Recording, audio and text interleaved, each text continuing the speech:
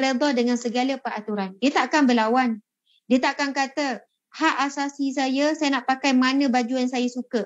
Kenapa ni? Nak kena paksa saya ni? Pakai pakaian seragam polis yang panah, lepas tu nak kena gosok payah, lepas tu sekian-sekian. Tidak.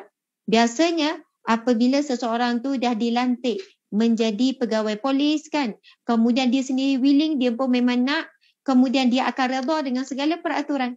Dan apabila dia redha dengan segala peraturan, maka dia akan mendapat segala kelebihan. Tapi kalau dia berlawan, saya tak redha dengan pakaian ni, saya tak setujulah, hak asasi manusia kena ada kebebasan, saya nak pakai macam mana pun asal saya buat kerja. Tangkap penjahat ke apa ke, buat kerja tak payahlah nak pakai uniform ni. Kalau begitulah sikap dia, dia akan dipecat. Dia akan dibuang, dia akan dipecat daripada, tak apa kalau encik tak nak ikut pakaian, encik tak redha, encik tak setuju, encik boleh berhenti, ramai lagi orang nak ikut peraturan. Masya Allah. Allahu Akbar. Sebab itu tuan-puan sekalian, ada satu hadis kudusi. Boleh cari ya, hadis kursi yang mana Nabi SAW bersabda, Allah SWT berfirman, barang siapa yang tidak redha dengan ketetapanku, maka carilah Tuhan selainku. Allahu Akbar. Naik bulu roma saya bila saya sebenarnya terlintas. Kamu boleh cari ni kitab bab redha ni, kitab apa tu nama, bab tasawuf, kitab tasawuf ada dalam bilik ustazah. Masya Allah, Allahu Akbar. Ada pasal bab tasawuf, ada pengenalan tasawuf ataupun qalbun salim, tapi cari dalam bab redha. Yang mana ulama bincang perkataan redha ni panjang lebar. Dia bukan sekadar redha dengan ujian Allah, redha dengan musibah, redha dengan sekian-sekian, tetapi redha dengan segala peraturan Allah selaku pencipta alam, pentadbir alam, Allah yang memiliki kita, Allah yang Malik, Allah yang Khalik yang Maha menciptakan kita. Allah berhak ke atas kita sepenuhnya untuk mengaturkan kita peraturan begini-begini. Allah ciptakan wanita, kemudian wanita kena pakai begini-begini, lelaki pakai begini, tanggungjawab wanita sekian, tanggungjawab si. Allah lah yang paling berhak untuk mengaturkan segala-galanya ke atas ciptaan iaitu kita. Dan ciri-ciri orang yang redha dengan Allah adalah dia bukan sekadar redha dengan ujian Allah, tetapi juga redha dengan segala peraturan yang Allah tetapkan. Allah SWT berfirman, barang siapa yang tidak redha dengan ketetapanku, maka carilah Tuhan selain daripadaku. Allahu Akbar. Dan kita tahu tiada Tuhan selain daripada Allah. Bayangkanlah kalau Allah ungkap begini, kalau kamu tidak redha dengan peraturanku di atas muka bumi, carilah bumi lain untuk kamu hidup. Carilah planet lain, carilah tempat. Ada tak yang mana kamu pergi, melainkan di situ adanya Allah yang Maha mentadbir segala-galanya. Seolahnya lah kalau seorang ibu kata, kalau kamu tak boleh ikut peraturan dalam rumah ni, cari rumah lain. Seolah yang macam itulah. Rumah ni, mak yang beli, mak dengan ayah beli rumah ni, mak ayah sekian-sekian. Kalau kamu tak setuju ketika peraturan-peraturan ni, cari rumah lain lah, duduk rumah lain. Dan masa kita kecil, kita tak akan memikir nak cari rumah lain, nak duduk rumah mana, macam mana nak duduk rumah lain dan sebagainya. Kamu cari je hadis tu. Ada jumpa? Ya. Bukan redha pasal hadis tu tadi tu. Jap. Okey, betul-betul ni. Subhanallah. Ini bab redha sebab kita mula ini mukadimah, saya belum masuk tajuk kita tapi dah masuk sikit. Subhanallah. Yang saya buka buku Qalbun Salim yang disusun oleh Ustaz Muhadi Haji Joy, iaitu bab redha, sebab kita mulakan dengan zikir yang ada dalam Al-Maqsurat. Tadi saya tengok ada yang tulis, Ustazah zikir tu ada dalam Maqsurat. Dalam Maqsurat kita diminta baca 3 kali pagi, 3 kali petang. Zikir apa? Raditu billahi rabba wa bil islami dina wa bi Muhammadin nabiyyan wa rasula. Yang mana Nabi kata barang siapa yang mengucapkannya 3 kali pagi, 3 kali petang, dia berhak mendapat redha Allah di mahsyar kelak. Jadi kalau kita fikir, mudahnya nak dapat redha Allah, lepas tu Allah akan jemput masuk ke dalam syurga sebagaimana firman Allah tadi. Sebenarnya ia bukan semudah itu. Hasil daripada konsisten kita mengucapkan zikir raditu billahi rabba bil islami dina bi Muhammadin nabiyyan wa rasulah di kali pagi kali petang, insya-Allah implikasi ataupun kesannya adalah kita akan menjadi seseorang yang mula redha dengan segala ketetapan Allah. Kalau sebelum ni kita masih lagi beralasan macam-macam untuk tutup aurat sempurna, untuk tutup dada, alasan macam-macam. Biarlah berperingkat, janganlah paksa saya ni bila berubah, saya tak boleh drastik, nanti kan saya batal balik. Saya ni sekian-sekian latar belakang keluarga saya. Macam-macam alasan kita boleh cipta kalau kita tidak mahu. Subhanallah. Jadi tuan-puan sekalian, mudah-mudahan dengan beramal dengan zikir, kami redha bahawasanya Allah sebagai Tuhan kami, Allah pentadbir kami, Allah penetap kami. Kami redha bahawasanya Islam agama kami, cara hidup kami, cara berpakaian kami, cara makan minum, cara tidur, cara bekerja, cara berumah tangga dan sebagainya. Dan kami redha bahawasanya Nabi Muhammad itu pesuruhmu, Nabi kami. Dan kita redha dan kita yakin apa yang Nabi bawa adalah benar. Apa yang Nabi tegur, apa yang Nabi larang, apa yang Nabi sampaikan kepada kita semuanya benar. Maka insya-Allah dengan zikir ini membuatkan hati kita tak rebel. Hati kita tidak memberontak. Hati kita berhenti untuk berlawan dengan Allah. Siapa kita untuk berlawan dengan Allah? Bayangkanlah kalau kita berada di rumah kan tuan-puan sekalian. Masya Allah. Kita berada di rumah, kemudian kita lawan perintah mak kita. Kemudian mak kita pun rasa nak marah pada kita. Lepas tu kita pula tanya, kenapa nak marah? Ini hak saya mak. Hak saya, hak asasi manusia. Mungkin mak akan kata, kau lupa ke? Siapa yang besarkan kau? Siapa yang mengandungkan? Siapa yang susah payah melahirkan? Sekian-sekian. Dan sampai hati kamu nak berlawan. Masya Allah. Dan kita kan ada sikap peri kemanusiaan dengan manusia. Mungkin kita takkan sampai hati menyakiti hati seorang ibu. Tetapi kerana apa kita tidak mempunyai sifat kehambaan? Yang sepatutnya lebih dahsyat lagi sifat kehambaan ini berbanding sikap kemanusiaan. Subhanallah. Belah kemanusiaan terhadap manusia, mentaati manusia, meraihkan pendapat manusia. Kita kadang-kadang dalam bab bab berniaga, kami meraihkan pendapat. Lagi-lagi kalau itu bakal customer. Walaupun customer tu minta benda yang kita tak suka sekalipun, kita akan cuba meraihkan. Tetapi kenapa kita tak boleh meraihkan permintaan Allah? Sedangkan Allah telah meraihkan segala permintaan kita. Permintaan, hajat, angan-angan yang kita berangan daripada kecil, sekarang kita dah dapat semua. Masa kecil kita berangan apa? Berangan itu, berangan ini. Satu Allah bagi. Kenapa kita tidak boleh meraihkan permintaan Allah? Perintah Allah. Tapi kita selalu banyak meminta dengan Allah itu, ini dan sebagainya. Allahu Akbar, subhanallah. Mari saya baca sikit pengertian redha. Subhanallah. Dalam bab ini, ketahuilah redha dengan qada Allah, artinya merasa lapang dada terhadap apa sahaja yang dikehendaki oleh Allah, dan tidak mempersoalkan atau memprotes terhadap apa sahaja yang dilakukan oleh Allah kepada hamba-Nya. Ini disebutkan oleh Imam Al-Baihaqi. Ini disebutkan, disyarahkan oleh Subhanallah. Ada ni nota kaki ni. Imam Al-Muhasibi 452. Imam Al-Muhasibi berkata, subhanallah. Okey, saya ulang lagi sekali. Apakah maksud redha? Kan bukan semudahnya kita akan digolong orang yang redha kemudian dipanggil masuk ke syurga. Bukan semudah itu tuan-puan sekalian. Tapi perhatikan. Kata Imam Al-Muhasibi berkata, redha ialah hati tetap tenang dengan apa yang berlaku yang telah ditetapkan oleh Allah. Imam Ibn Athaillah As-Sakandari berkata, redha adalah pandangan hati terhadap pilihan Allah yang kekal untuk hamba-Nya, iaitu menjauhkan diri daripada kemarahan Allah. Sayyid berkata, redha ialah berhati lapang ketika menerima pahitnya ketetapan Allah. Okey, subhanallah. Cuba kita tengok. Hadis Qudsi. Hadis Qudsi, Allah Subhanahu Wa Taala berfirman. Ini hadis Qudsi. Bila sebut hadis Qudsi ialah lafaz Nabi, hadis Nabi, tetapi ia firman Allah. Bila kita sebut Al-Quran, kita sebut firman Allah Subhanahu Wa Taala dan ia adalah memang kalamullah. Tetapi bila sebut hadis Qudsi, ia adalah kalam Rasulullah, tapi ia firman Allah. Subhanallah. Baiklah, dalam hadis Qudsi Allah berfirman, "Man lam yarda biqada'i wa yasbir ala bala'i, falyaltamis rabba siwaya." Subhanallah. Allah berfirman, sesiapa yang tidak redha dengan ketetapan hukum hakamku dan tidak sabar di atas ujianku, maka carilah Tuhan selainku. Riwayat At-Tabrani dalam Al-Kabir. Tuan-tuan puan-puan sekalian, hadis Qudsi adalah hadis kedudukan yang sangat tinggi. Sangat tinggi. Iaitu ia merupakan firman Allah Subhanahu Wa Taala. Sekali lagi kita perhatikan betapa tegas dan terangnya ataupun nak sebut keras peringatan Allah kepada kita selaku hambanya yang sangat kecil. Kan, manusia saja ada lebih kurang hampir 7 bilion di atas muka bumi sekarang. Kalau daripada zaman Nabi Adam tak tahu berapa ratus bilion dah, tuan-puan sekalian. Lepas tu ada makhluk Allah yang lain lagi dan sebagainya.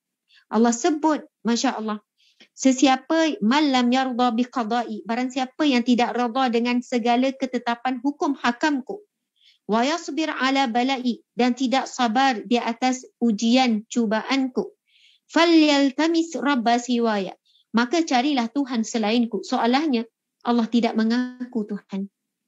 Allah tidak mengaku kita hambanya. Carilah Tuhan yang lain. Allahu Akbar. Cuba bayangkan, satu hari kalaulah suami kita nak marah sangat dengan kita. Suami kita kata, kalau panggil awak macam ni, cari suami lain lah. Apa maksud suami tu cakap macam tu? Kalau tak boleh ikut apa yang saya cakap, kalau tak boleh terima, awak cari suami lain. Masa tu mungkin kita terima, apa maksud awak? Awak nak ceraikan saya? Dah awak tak boleh nak ikut, saya ceraikan awak cari suami lain. Awak boleh ikut suami tu. Soalannya begitu. Kalau tak boleh ikut cakap Umi, cari mak lain. Maksudnya soalannya kita ni tak nak anak mengaku anak ke apakah, ada maksud yang sangat mendalam. Apabila Allah menyebutkan, kalau kamu tidak boleh reda dengan ketetapan peraturanku, ataupun tidak boleh reda dengan ujian dan musibah yang aku tetapkan untuk kamu, maka carilah Tuhan selain daripadaku. Na'udzubillahi min zalik. Sebab itu zikir tadi Nabi sebut, siapa yang beramal 3 kali pagi, 3 kali petang, maka dia berhak mendapat redha Allah di mahsyar kelak. Kerana susulan orang yang istiqamah beramal dengan zikir tersebut, dia akan berhenti untuk rebel, iaitu berhenti untuk memberontak dengan ketetapan Allah. Bila dia dengar Allahu Akbar, tuan-tuan, puan-puan, muslimin, muslimat sekalian, ketika turunnya ayat perintah hijab kepada wanita-wanita, ketika permulaan turunnya wahyu kan turunnya berperingkat, bukan yang perintah turun serentak, turun berperingkat sebab masa itu semuanya asalnya musyrik kan, tidak ada wahyu yang diturunkan peraturan, diturunkan perintah. Setelah turunnya perintah hijab, wanita-wanita di zaman Rasulullah terus mencari kain untuk menutup kepala mereka, untuk menutup bahagian yang perlu ditutup. Ada yang mengambil kain lansir rumah, ada yang mengambil kain, apa-apa kain. Mereka tidak ada hujah untuk menolak apa pun, tak ada alasan, tak ada. Kena pakai ke ya Rasulullah? Kita tak biasa, takkanlah nak pakai macam mana? Diorang tak ada banyak soal, diorang tak ada banyak hujah, diorang tak ada banyak alasan. Bila turun je perintah, mereka hanya fikir satu, bagaimana nak mentaati perintah yang baru turun. Cari mana-mana kain, yang susah ke, yang fakir miskin ke, apa-apa kain selimut ke, kain cadar ke, terus menutup. Allahu Akbar.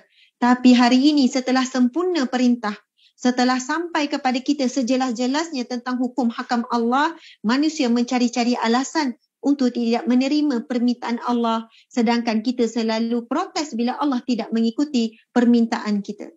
Na'udzubillahi min zalik. Subhanallah, Allahu Akbar, Masya Allah. Subhanallah, saya nak baca satu lagi hadits kursi yang berkaitan dengan yang kita bacakan tadi. Allah berfirman, "Man lam yarda biqada'i wa qadari falyaltamis rabba ghairi." Sesiapa yang tidak redha dengan ketetapan hukum hakamku dan takdirku, maka carilah Tuhan selain daripadaku. Allahu Akbar, Masya Allah. Jadi lepas ni kita kena faham kalimah redha bukan sekadar redhalah, bukan redha ujian Allah saja. Ia termasuk dalam bab redha dengan segala peraturan yang Allah tetapkan untuk kita. Masya Allah. Muslimin, muslimat yang dimati Allah sekalian, Alhamdulillah. Itulah sedikit mukadimah daripada saya. Walaupun ia bukan sekadar mukadimah biasa, insya-Allah kita amalkan dulu. Zikir pagi, raditu billahi rabba wa bil islami dina wa bi Muhammadin nabiyyan wa rasulah. Pagi 3 kali, petang 3 kali. Jangan fikir apa yang akan berlaku pada kita, amalkan saja dulu. Siapa yang beramal maksurat, dia takkan tinggal zikir ni. Baca 3 kali pagi, 3 kali petang, insya-Allah ada perubahan yang besar pada diri kita. Saya dah dapat banyak feedback wanita-wanita yang sebelum ni, Ustazah, saya nak berubah Ustazah, tak kuat. Saya kata amalkan zikir tu. Kenapa Ustazah? Tak apa, amalkan dulu. Baca maksud dia, kamu beramal lah. Lama-lama, Ustazah, lepas saya beramal tu Ustazah, saya tak tahu, tapi saya rasa macam Saya tak fikir apa dah. Saya fikir saya nak tutup aurat sempurna, saya terus tukar tudung saya lebih labuh menutupi dada, saya tinggalkan pakaian ketat tu. Saya buat perubahan drastik 2 minggu, Ustazah. Saya kata sebenarnya itu datangnya kekuatan daripada doa kamu. Kamu sebut apa dalam doa tu? Radina billahi rabba, aku rada segala ketetapan Allah. Wabil islami dina, aku rada Islam sebagai agama dan cara hidup. Cara hidup bermaksud cara berpakaian. Bila dah masuk kalimat itu ke dalam hati ni, subhanallah, masuk kalimat itu ke dalam hati, kamu diberi kekuatan. Allah mudahkan laluan. Dan hati kamu semakin kuat dengan zikir tersebut. Allahu Akbar. Jadi kepada wanita di luar sana yang masih berjuang untuk mengubah pakaian, untuk mengubah cara hidup, untuk mengubah apa saja, kan nak tinggalkan maksiat, susah apa semua, zikirlah dengan hati, memahami maksud, insya-Allah ia akan memberi kesan. Subhanallah, dengan niat yang ikhlas, tidak mengharapkan apa, mengharapkan redha Allah. Mengharapkan redha Allah. Dan saya ulang lagi sekali sebab ada yang baru masuk, sekarang dah 1,000 lebih, saya tak tahulah dekat FB berapa orang. 1,000 lebih, tak naik. Okey, subhanallah. 1,000 berapa FB?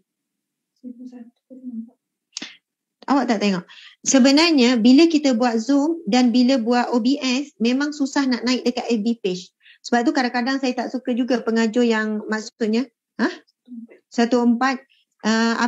bila banyak sangat channel ataupun bila buat kita FB ni dia ada satu isu bila kita guna medium yang lain, kita guna Zoom, kita guna OBS ni, saya rasa mungkin OBS, dia susah nak naik reach. Dan sebenarnya follower tak nampak kita sedang live. Sebab itu kadang-kadang saya minta kalau boleh, walaupun penganjur sesiapa bagi saya live direct, akan naik cepat. 2,000, 3,000, 4,000. Sebab reach tak naik, sebab FB kurang support. Ini bab-bab media lah, multimedia. Sebab kita ada team media apa. Sebab FB dia nak suruh guna medium dia. Dia tak suka guna medium lain, lepas tu bawa masuk dalam FB, dia kurang support. Jadi, walaupun follower kita ramai, dia orang tak dapat notification, dia tak tahu kita live, dan reach tu susah nak naik. Jadi, apa yang kita boleh buat ialah, sebab kita tahu tadi kita ada ucapan sikit apa semua, apa yang kita boleh buat ialah, tolong share perkongsian kita pada malam ini. Share sebanyak mungkin, tekan butang share, saya akan berkongsi banyak lagi perkara yang baik, insya-Allah perkara yang penting khususnya untuk muslimat. Kan kalaulah ada 1,400 sekarang share, maksudnya kita mungkin boleh mengajak 1,400 lagi. Alhamdulillah, subhanallah, tuan-puan yang dirahmati Allah sekalian. Tadi tu nanti kita ulang balik lah kan, kita ni balik, subhanallah. Okey, masya-Allah, muslimin muslimat dirahmati Allah sekalian. Pertamanya saya nak ucapkan terima kasih. Ustazah macam patah balik. Ustazah nak mengucapkan jutaan terima kasih kepada pihak penganjur.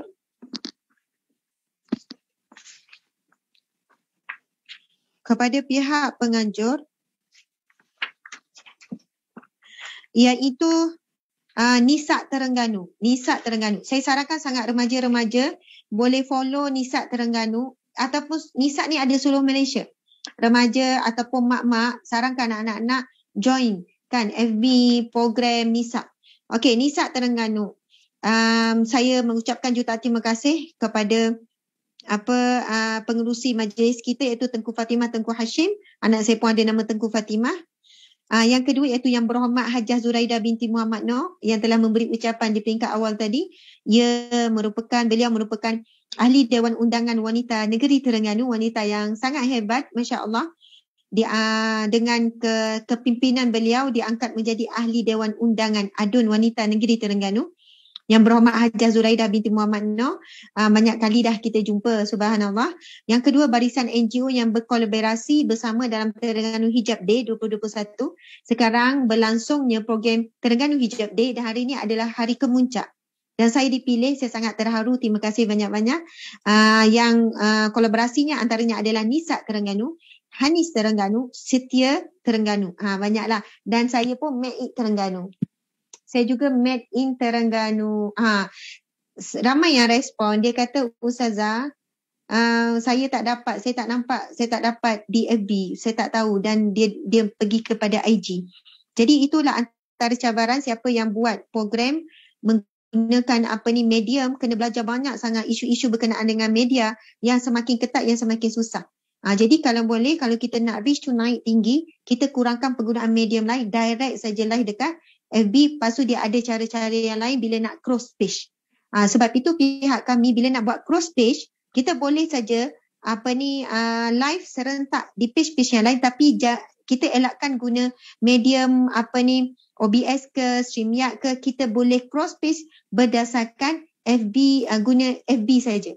Sebab FB pun sekarang kita faham dia dah ada monetize apa semua, dia pun cari income, dia pun dah beli WhatsApp dan sebagainya. Jadi dia tak nak support lah yang tidak melibatkan dia. Macam itulah saya cerita sikit lah, banyak isu sebenarnya. Kita berjuang, medium kita adalah media, so kita kena belajar banyak tentang asam garam media ni. Okey, seterusnya para penonton yang sedang menyaksikan live majlis perasmian penutup Terengganu Hijab Day, tahniah kepada Kerajaan Negeri Terengganu, usaha YB dan sebagainya dengan NGO telah menganjurkan satu program Hijab Day, dan saya tak tahu program apa, antaranya disebutkan anjuran ada wanita Terengganu, aktiviti adalah Hijab and Me, live talk with Farahli, pertandingan wifi dan video kreatif juga telah dilancarkan. Subhanallah. 1 bulan sebenarnya Hijab Day, dan saya tak tahu apa lagi program sebenarnya, minta maaf saya kurang mengikuti. Tapi antara kami sendiri buat, kita buat Hijab Day every day. Hijab Day is every day. Tapi bagus ada kempen macam ni. Kami bila ada kami ada membahagikan tudung telekong secara percuma. Lepas tu bila kita jumpa ada macam remaja yang tak tutup, yang tak pakai tudung apa, kita hadiahkan, dan kita hadiahkan tudung. Kemudian kita bagi satu kad yang sangat cantik, kita bagi nasihat apa-apa. Bahkan ada yang willing masa kita bagi, dia pun kita kata, "Dek, cubalah pakai." Kan? Subhanallah, mereka pakai. Maksudnya kita bukan sekadar bagi ceramah, kadang-kadang kita bagi talk, kita buat program, kita hanya membaikkan orang yang sedia baik. Jadi macam mana kita nak pergi kepada mad'u kita, sasaran dakwah kita adalah orang yang tak pakai tudung.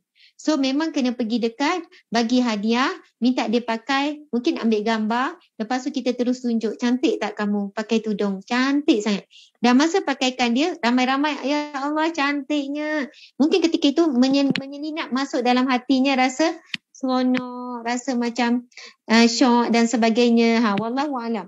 Jadi saya kira kaedah tersebut bukan paksa sebenarnya. Adalah satu situasi yang dia pun tak jangka, tiba-tiba dia nak dipakaikan, tetapi dia akan merasakan satu kelainan lah.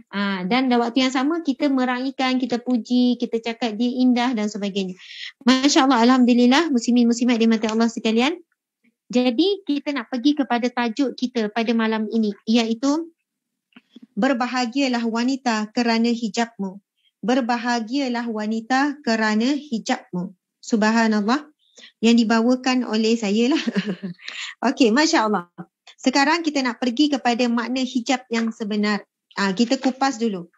Hijab kan, sebab ini Hijab Day, jadi kita kupas sikit makna hijab. Kita dah sebut hijab, apa maksud hijab? Secara bahasa, hijab berasal daripada perkataan Arab hajaba. Hajaba. Yang membawa maksud tutup, tabir ataupun lindung. Tutup, tabir ataupun lindung. Secara istilah, makna hijab adalah sebagaimana dijelaskan oleh Al-Munawi. Al-hijabu kullu ma sataral matlub aw mana'a minal wusuli ilaihi. Hijab adalah segala hal yang menutupi sesuatu yang dituntut untuk ditutup atau terlarang untuk menggapainya. Subhanallah. Jadi hijab ni secara bahasa adalah apa yang ditutup dan sebagainya. Masya Allah, Allahu Akbar. Okey, muslimin muslimat dimati Allah sekalian, saya nak bacakan satu hadis Nabi yang berkaitan dengan hijab ni kan.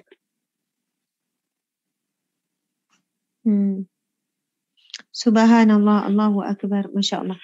Okey, antara start perintah hijab adalah daripada satu hadis Nabi SAW.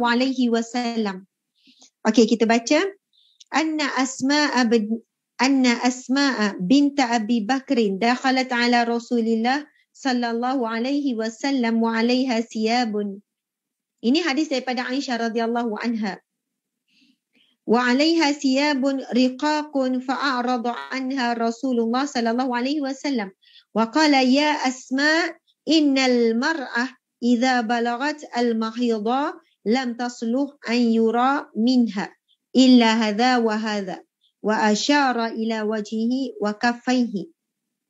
Sadaqa Rasulullah sallallahu alaihi wasallam, hadis riwayat Abu Daud. Masya Allah. Nabi sallallahu alaihi wasallam bersabda, Sesungguhnya Asma binti Abu Bakar. Okey, ini Aisyah bercerita. Sesungguhnya Asma binti Abu Bakar masuk menemui Rasulullah sallallahu alaihi wasallam dalam keadaan mengenakan pakaian yang nipis. Lalu baginda bersabda, "Wahai Asma, sesungguhnya Rasulullah SAW lalu berpaling daripadanya. Lalu baginda bersabda, "Wahai Asma, sesungguhnya seseorang wanita jika telah baligh, dia tidak boleh terlihat darinya kecuali ini dan ini." Baginda menunjukkan wajah dan kedua tapak tangannya. Masya Allah. Muslimin muslimat yang dirahmati Allah sekalian, hadis ini adalah daripada Sayyidina Aisyah menceritakan tentang apa yang berlaku kepada kakaknya Asma. Saya nama Asma binti Harun. Ini kisah Asma binti Abu Bakar, anak kepada Sayyidina Abu Bakar. Asma juga adalah kakak kepada isteri Nabi, iaitu Aisyah radhiyallahu anha. Asma juga adalah isteri kepada sahabat Nabi yang bernama Zubair.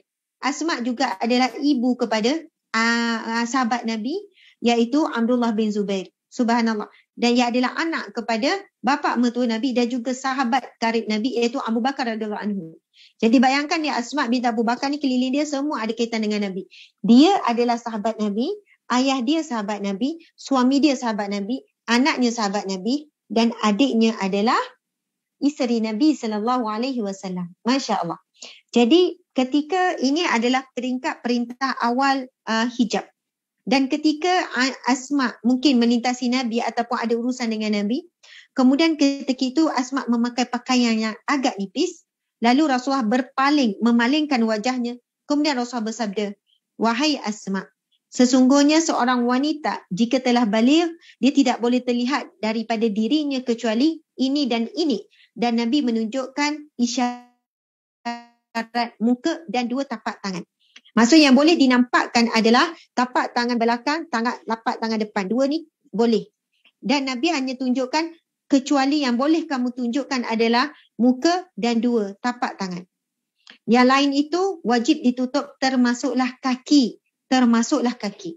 Memang di sana ada perbahasan tentang kaki ni. Kan? Bagaimana aurat kaki bagi orang tua, itu dah ada.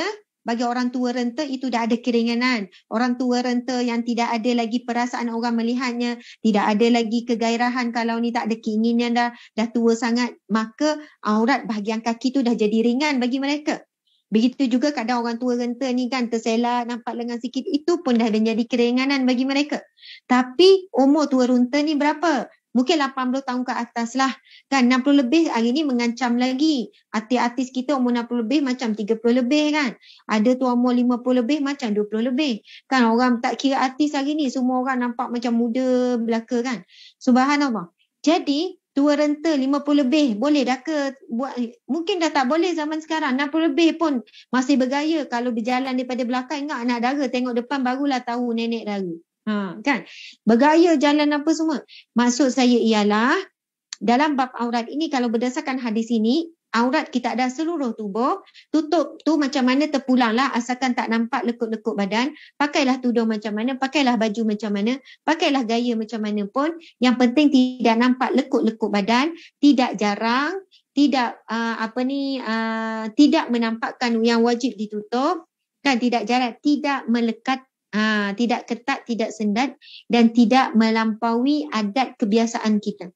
Bukanlah pakai pelik-pelik sampai menarik perhatian, orang tengok sampai langgar tiang, sampai aksiden lah kan. Na'udzubillah min zalik, jika kita berpakaian dalam keadaan tabarruj ini menarik perhatian. Nanti kita kupas sikitlah bab tabarruj. Tuan-puan muslimin muslimat sekalian. Okey, dia yang gelak saya sebut nenek dara. Sebenarnya kan kadang-kadang saya berjalan pun, saya tengok, saya berjalan belakang, saya kata, siapa ni bergaya. Bila kita lintas ingat orang muda, nenek orang rupanya. Maksud saya ialah hari ini umur 50 lebih, 60 lebih tu kan dengan macam-macam kaedah. Orang boleh nampak muda 20 tahun, muda 30 tahun, sehat, tubuh badan, macam-macam supplement dan sebagainya. Okey, subhanallah. Bayangkan daripada hadis yang kita baca tadi, Nabi SAW. Ada yang sedang SPM, Masya Allah. Makasih dek, kamu datang juga ya walaupun tengah duduk sibuk SPM ni. Masya Allah, terbaik. Cantik tak ni tudung saya ni? Cantik kan? Promote ni.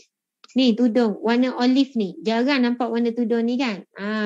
Subhanallah, ini tudung baik Ustazah Asma ya. Maaf ya, kerjaan Terengganu promo kejap. Asma Harun. Kain ni adalah kain apa? Moskrip high quality, yang kualiti terbaik. Yang dulu mungkin lain sikit kualiti tudung Ustazah Asma, tapi sekarang memang tak berbulu dan sedang betul. Tengok saya bergerak-bergerak macam mana duduk letak. Saya tak ada pakai jarum, tak ada apa. Menyelit sikit ya, Masya Allah. Nanti kita ujung nanti ada beberapa berita gembira juga. Sebagaimana kerajaan Terengganu pun ada berita gembira. Saya pun ada berita gembira juga nak kongsi. Okey, saya sebenarnya nak pergi pada hadis Nabi yang kita bicarakan tadi. Bayangkan Nabi memalingkan wajah. Memalingkan wajah daripada Asma sebab Asma pakai nipis. Bayangkan hari ini kalau Rasulullah SAW melihat keadaan umatnya, maka mungkin Rasulullah tidak ada tempat untuk dipandang. Sebab kanan, kiri, depan, belakang, wanita tidak menutup aurat dengan sempurna. Subhanallah. Jadi kita ingat beginilah, kalau kita pakai tidak menutup aurat sempurna sebagaimana Nabi sebut, maka Rasulullah akan memalingkan wajah daripada kita. Allahu Akbar. Tidak ada mudarat ataupun musibah yang lebih berat apabila Rasulullah berpaling daripada kita. Dan kita sangat mengharapkan syafaat Rasulullah SAW. Dan hadis ini jelas diceritakan bila Nabi melihat Asma memakai pakaian nipis, lalu Nabi berpaling daripadanya, lalu Nabi bersabda, wahai Asma, sesungguhnya seorang wanita jika telah balik wajib menutup seluruh tubuhnya, tidak menampakkan tubuhnya melainkan muka, dua tapak tangan dan dan wajahnya. Jadi muka ni bukan dalam bab aurat. Cuma muka ni siapa yang pakai niqab, alhamdulillah, pakai furdah dan sebagainya, ia adalah dalam bab bukan tabaruj, dalam bab niqab ni masuk dalam bab ialah tabaruj. Maksud saya ialah kalau wajahnya terlalu menarik perhatian, terlalu indah dan sebagainya. Dan kalau tak menarik perhatian sangat pun, biasa-biasa tapi nak pakai pun silakan. Tapi bukan kita mengatakan bahawa muka itu aurat, tidak. Bahkan dalam mazhab Syafi'i yang menetapkan bahawa kewajiban hijab itu bukan atas dasar dikatakan wajah wanita itu aurat, tapi atas perbincangan wajah wanita itu menarik perhatian. Jadi kalau bila kita tak pakai niqab pun bukanlah dikatakan dosa. Dan kalau ada orang tanya saya, Ustazah, mana lebih baik? Wanita yang pakai niqab ke wanita tak pakai niqab? Orang tanya saya. Mana lebih baik Ustazah? Mana lebih afdal? Saya kata yang paling afdal adalah wanita yang tidak menarik perhatian. Sebab ramai juga di luar sana pakai niqab tapi menarik perhatian. Pakai niqab tapi digayakan melampau. Pakaiannya melampau, menarik perhatian. Tudungnya juga berpenampilan yang berlebihan. Mata juga dihias begitu indah dan sebagainya.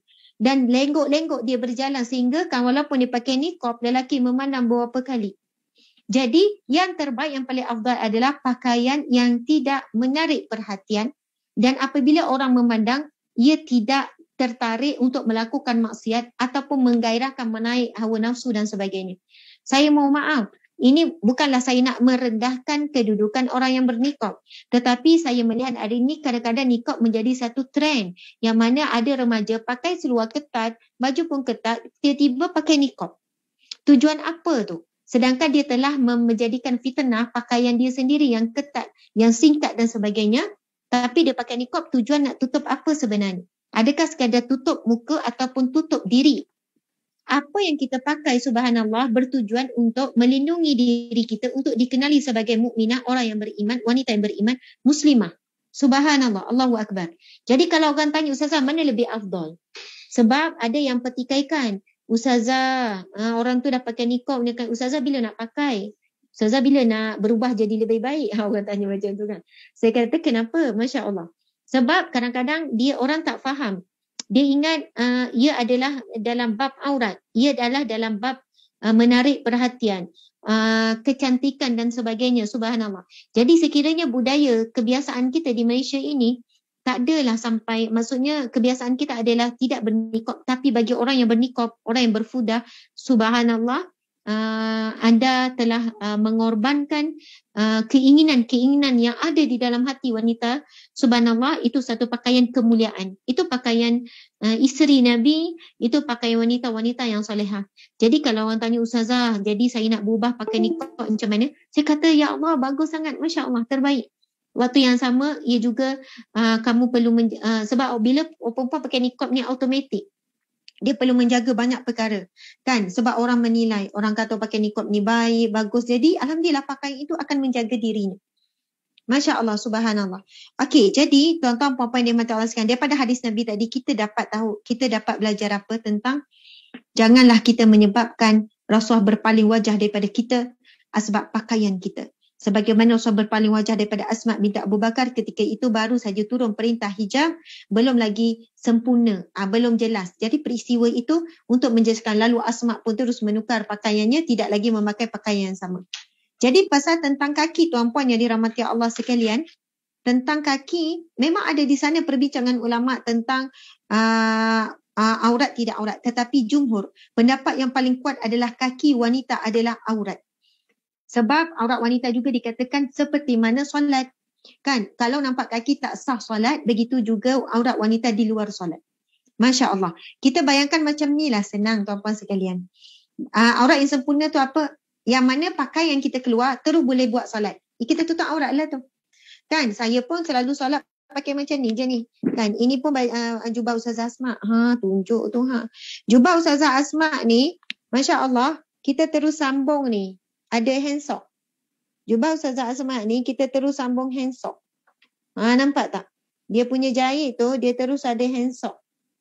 Jadi siapa yang ni, dia tu tak payah handsock lain. Okey, subhanallah. Sahabat-sahabat yang dirahmati Allah sekalian, saya nak cerita satu lagi kisah. Masya Allah. Bagaimana kisah Rasulullah SAW menyuruh Sayyidatina Maimunah berhijab walaupun di hadapan Ibnu Ummi Maktum yang buta. Masya Allah. Okey, kita tengok. Diriwayatkan oleh Abu Daud dan Imam Tirmizi melalui hadis Az-Zuhri dari Nabahan Maula Ummu Salamah yang menceritakan kepadanya bahawa Ummu Salamah radhiyallahu anha pernah bercerita kepadanya. Pada suatu hari beliau dan Maimunah berada di hadapan Rasulullah. Pada suatu hari beliau, siapa? Ummu Salamah. Dan seorang lagi iaitu Maimunah berada di hadapan Rasulullah sallallahu alaihi wasallam. Ummu Salamah melanjutkan kisahnya. Kedua-duanya adalah isteri Nabi. Kan kita sebut Sayyidatina Maimunah dan Sayyidatina Ummu Salamah. Keduanya adalah ummahatul mu'minat. Ummahatul mu'minin. Ibu kepada orang-orang yang beriman. Ibu kita lah tu, Masya Allah. Siapa? Sayyidatina Ummu Salamah dan Sayyidatina Maimunah. Bahawa suatu hari beliau dan Maimunah berada di hadapan Rasulullah SAW. Ummu Salamah melanjutkan kisahnya. Ketika kami dalam keadaan demikian, tiba-tiba datanglah Ibnu Ummi Maktum, iaitu seorang sahabat Nabi yang matanya buta. Ibnu Ummi Maktum masuk menemui Rasulullah SAW. Kejadian ini sesudah Rasulullah SAW memerintahkan kepada kami agar berhijab. Maka Rasulullah bersabda, ihtajiba minhu. Berhijablah kamu berdua daripadanya. Nabi perintahkan keduanya memakai hijab. Sempurna, suruh tutup dengan sempurna. Masya Allah. Nabi kata, berhijablah kamu berdua daripadanya. Daripada siapa? Seorang lelaki yang buta yang tidak nampak apa-apa. Kan? Sahabat Nabi datang, masa tu adanya dua isteri Nabi ni tidak menutup aurat dengan sempurna, Ummu Salamah dan juga Maimunah. Kemudian Rasulullah perintahkan pakai hijab sempurna. Maka saya Ummu Salamah cerita, maka saya bertanya, wahai Rasulullah sallallahu alaihi wasallam, bukankah dia buta dan tidak dapat melihat kami dan tidak pula mengetahui kami? Masya Allah. Betul juga ujar Ummu Salamah. Ummu Salamah kata, ya Rasulullah, bukankah dia buta? Dia pun tak nampak kami. Dia pun tak tahu kami ada di sini, ya Rasulullah. Sebab maksudnya, memang saya baca kisah ni, sebelum ni mana selalu baca. Maksudnya bila sahabat Nabi ni datang, sahabat Nabi tak tahu siapa ada bersama dengan Nabi. Jadi Ummu Salamah kata, ya Rasulullah, bukankah dia buta dan dia pun tak tahu kami ada di sini dan dia pun tak boleh nampak kami. Lalu apa jawapan Rasulullah sallallahu alaihi wasallam? Aw amyawani antuma alastuma tubsirani? Masya Allah, Nabi jawab. Apakah kamu berdua juga buta? Bukankah kamu berdua dapat melihatnya? Ini hadis yang sahih tuan-puan sekalian. Nabi jawab, adakah kamu berdua juga buta? Kamu tak boleh tengok dia ke? Kamu tak nampak dia? Masya Allah, subhanallah. Nabi menjaga bab aurat ni walaupun di hadapan orang yang buta yang tak tahu pun dia ada di sini apa. Nabi tetap menanam perasaan supaya menjaga diri. Bahkan Nabi cakap dekat isteri Nabi tu, kamu buta ke? Kamu kan boleh nampak dia, maka tutuplah aurat kamu. Masya Allah, Allahu Akbar. Ini sangat hebat tuan-puan yang dirahmati Allah sekalian. Saya nak bercerita sikit kisah pengalaman saya. Masya Allah, pengalaman saya. Ini bukanlah nak cerita yelah saya pun bimbang juga kan, saya bercerita rasa bagus pula kan. Tetapi saya nak ceritalah kisah benar pengalaman saya berhijab di negara bukan Islam. Saya pernah berada di, memang selalu dah saya sebut dan ceramah kan, takut orang pun jemu pula kan saya sebut. Tapi saya nak cerita jugalah. Ketika saya berada di Australia, kami duduk lebih kurang beberapa tahun di Brisbane, Australia, Queensland, Masya Allah. Kalau pergi Sydney dah lebih kurang dari Malaysia 6 jam tak silap saya. Kalau nak pergi Melbourne, Sydney paling dekat kan, Melbourne 5 jam, 6 jam, Sydney kot paling dekat. Sebenarnya Australia tak jauh sangat dengan kita kan, sebabnya dia sebelah Indonesia je. Kan, dia jiran-jiran Indonesia. Tapi Brisbane, Queensland ni, dia memang atas. Antara kawasan yang jauh, paling jauh. Jadi perjalanan lebih kurang 10 jam beza dengan tempat-tempat yang lain. Jadi pengalaman saya duduk di sana, saya tak ubah, saya pakai tudung bulat yang sama. Saya pakai tudung bulat sama ni lah dan saya pakai jubah. Kadang-kadang saya pakai baju kurung macam tu lah. Lepas tu kita kan hidup di sana, jiran-jiran semuanya mak saleh, Australian. Sama jugalah dengan kawan-kawan, parent kepada anak kita dalam kelas, anak kita masuk sekolah. Semua mak saleh, jadi kita berkawanlah dengan mak saleh tu. Tapi kan mereka ni, Masya Allah, sangat meraihkan Muslim. Sangat meraihkan Muslim, tuan-puan sayang, sangat meraihkan Muslim. Kalau mereka ajak kami, keluarga Muslim pergi ada program makan-makan di rumah mereka kan, mereka dah siapkan makanan halal for Muslim. Dia orang siap cakap, ini kamu tak boleh makan, ini tak ada halal, ini ada halal. Okey, saya tahu ini kamu tak boleh makan, ini. Okey, air ni halal. Dia memang raihkan, kita tak ada minta request, kita cuma fikir pergi nanti, kita ni jelas sebab dia dah jemput, sebab anak kita kawan. Tapi subhanallah, Masya Allah, di universiti sendiri, kan sebab sana musim sejuk, kalau sejuk sampai negatif, macam dalam peti ais kan. Jadi di universiti, bila saya pergi universiti, saya selalu pergi universiti sebab saya pun mengajar kat sana. Bila kuliah agama dijemput oleh pelajar. Jadi contoh di pantry, di tempat belajar, di tempat pengajian, kita akan jumpa banyak microwave. Mengata-kata microwave. Duduk di tempat belajar, di kawasan-kawasan lah. Microwave tu ada saja. Jalan-jalan sikit nampak ada microwave. Bila saya tanya kenapa ada microwave ni, mereka menyediakan kemudahan untuk student bila musim sejuk, masakan makanan macam dalam peti ais. Jadi mereka perlu panaskan untuk makan. Jadi microwave tu sendiri, walaupun ada berapa microwave, mesti ada microwave for Muslim. Mesti ada. Ada for Muslim only. Sebab apa? Microwave tu tidak boleh dipanaskan makanan mereka. Sebab makanan mereka ada pork, ada babi, ada khinzir kan. Jadi ada microwave khas yang universiti sediakan banyak tempat for Muslim only. Maksudnya saya nak cerita bagaimana mereka ni sangat menghormati kan perbezaan cara hidup. Okey, saya selalu ditanya dengan hijab yang saya pakai. Dan mereka tanya bukan dalam keadaan merendah ataupun menghina. Dia kata, you pakai tak panas ke? Bukan cakap Melayu lah, orang putih lah kan. Masa tu saya boleh pandai cakap orang putih, hebat, berabuk orang kata. Sebab apa? Langgar semualah, grammar tu tak ada masalah. Sebab memang dia orang gelap macam kita lah dengan Mak Saleh cakap Melayu. Mak Saleh cakap Melayu pun dia habis tunggal langgang kan. Tapi kita okey. Jadi saya pun macam tu lah, macam hebat lah langgar grammar apa semua asal dia orang faham. Saya faham lah dia orang tanya. Bahkan kadang-kadang, ni bayar kaunter kan. Kita bayar beli barang. Sempat tu, jurujual tanya, why dia pakai hijab? Kenapa ya? Sempat pula nanya sambil-sambil bayar tu.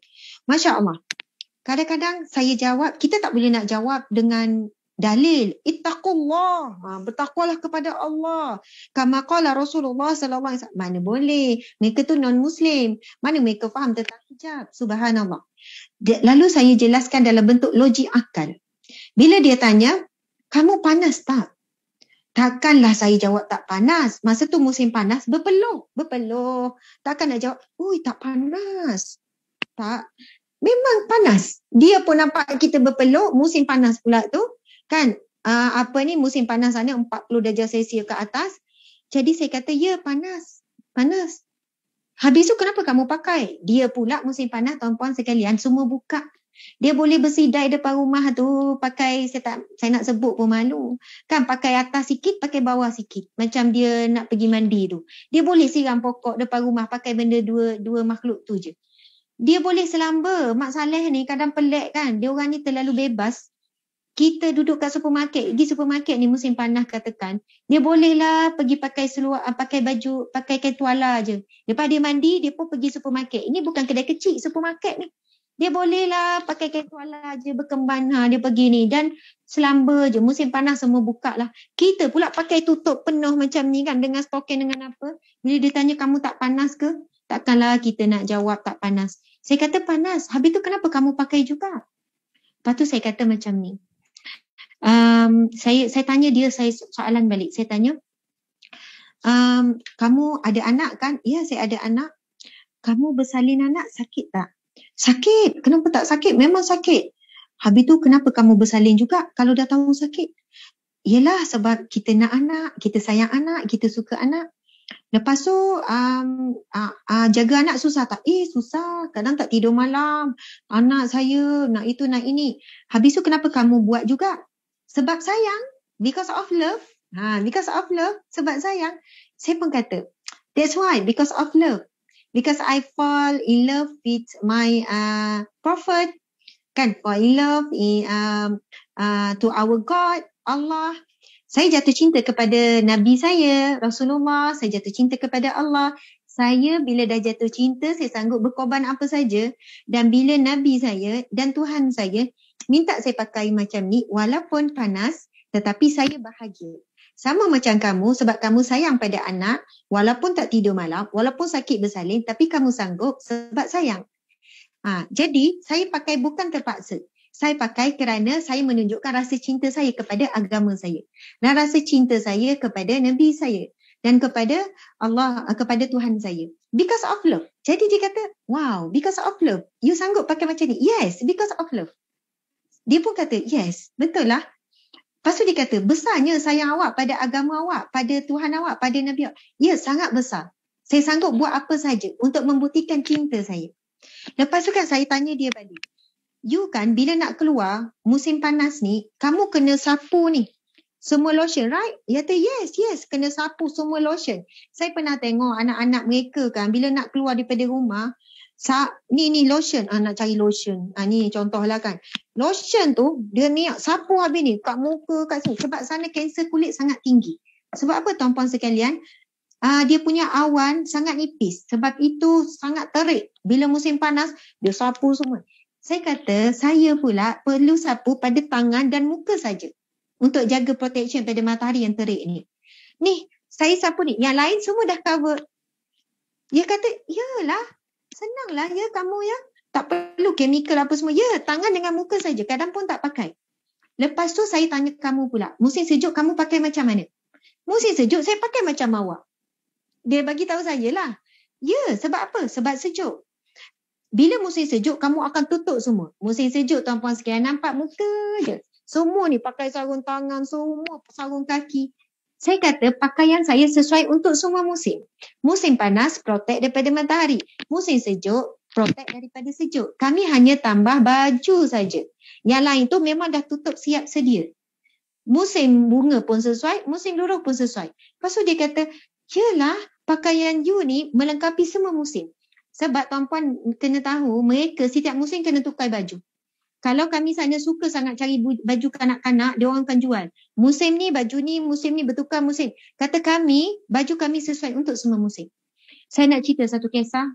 Ini kisah benar berlaku pada saya. Masa di Brisbane juga.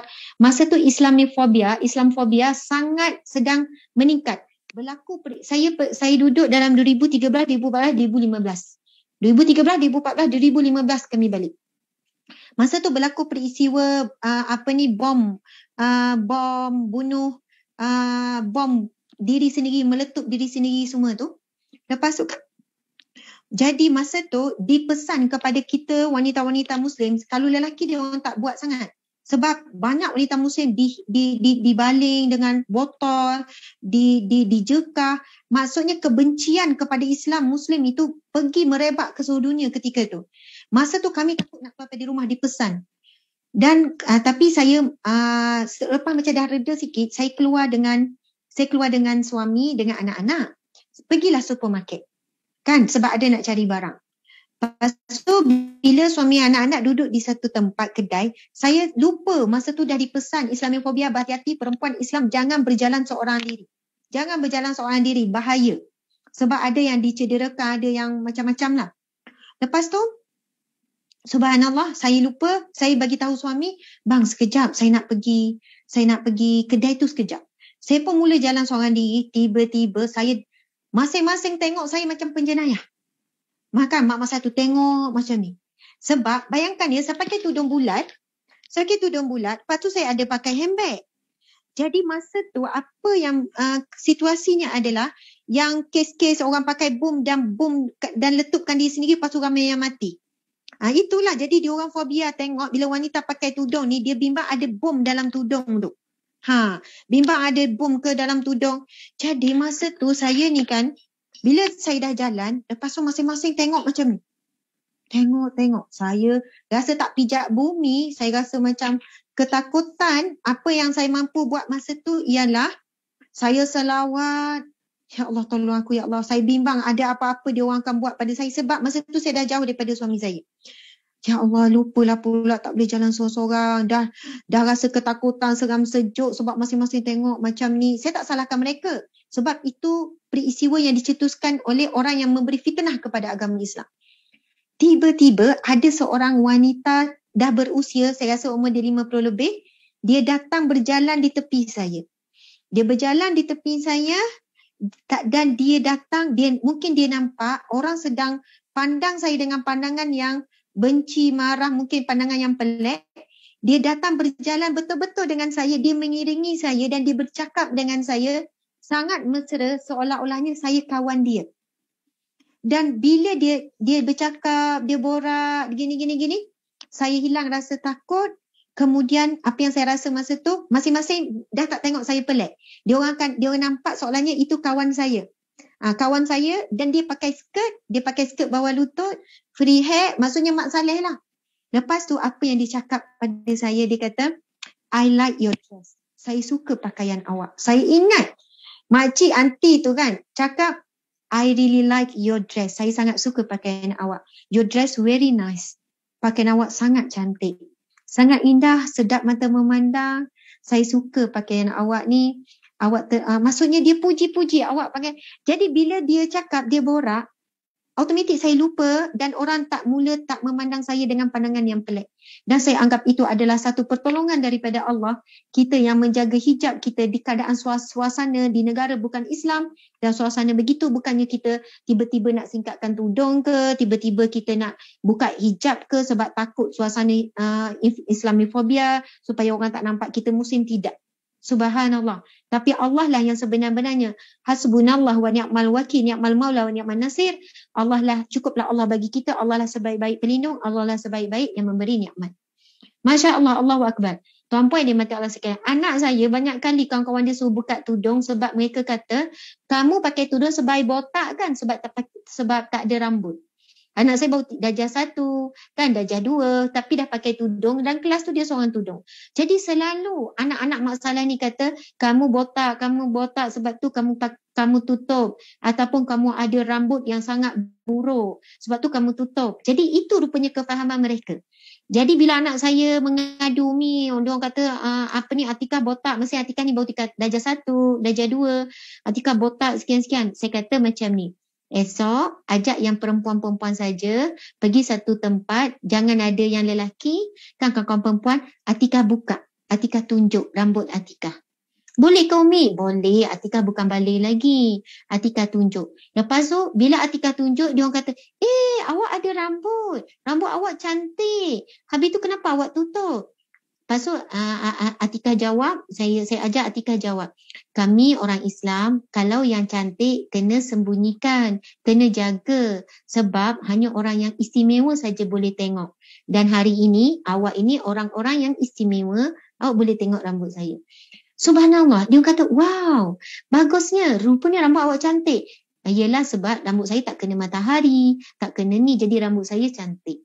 Masya Allah, Allah Akbar. Maksudnya bukanlah kita suruh anak kita pertahankan ni. Dah dia kecil lagi, boleh je dia tunjuk rambut dia. Kawan dia lepas tu tak ada ejek. Kalau ada yang ejek lagi, saya dah tengok rambut dia cantik. Macam tu lah kan kawan Mat Saleh kan. Masya Allah, Allahu Akbar. Tuan-tuan puan yang dirahmati Allah sekalian, saya pernah dengar satu kisah seorang wanita di negara yang bukan Islam juga bagaimana dia mempertahankan hijab. Dan cerita tu panjang sikit. Tak sempatlah saya nak kupas cerita tu. Cuma bagaimana ketika dia nak diganggu oleh orang-orang yang macam nak berniat jahat untuk merogolnya. Lalu ketika orang tu dah mendekati dia pakai hijab di jalan tengah malam, di jalan. Kemudian subhanallah, bila dia dah melalui satu lorong, dia on the way balik kerja. Lepas tu dia nampak ada lelaki-lelaki yang berniat jahat dan sebagainya. Pernah dengar kan cerita ni? Tuan-puan pernah dengar tak cerita ni? Syirah pernah dengar? Pernah kan? Okey, yang mana? Saya cerita jugalah ya. Kisah seorang wanita yang memakai hijab, tuan-puan sekalian. Dia ni nak balik kerja waktu malam, ditakdirkan Allah, dia balik lewat masa tu. Dia tak ada laluan lain, melainkan dia lalu satu lorong. Kemudian lorong tersebut, tuan-puan sekalian, saya tahu masa ni dah terlebih, nanti saya berhenti. Kan sebab ada pengumuman lain pula. Leka pula Ustazah ni cakap pasal hijab ni kan. Okey, cerita ni cerita yang sangat bagus lah, saya nak cerita juga biarlah lebih masa pun. Okey, lepas tu dia balik kerja, cerita di Amerika ke UK ke USA ke tak tahulah kat mana. Tapi saya dengar daripada seorang alim ulama di negara tersebut, cerita melalui bahasa cerita Mak Saleh, bahasa Inggeris lah, lepas tu ada terjemahan.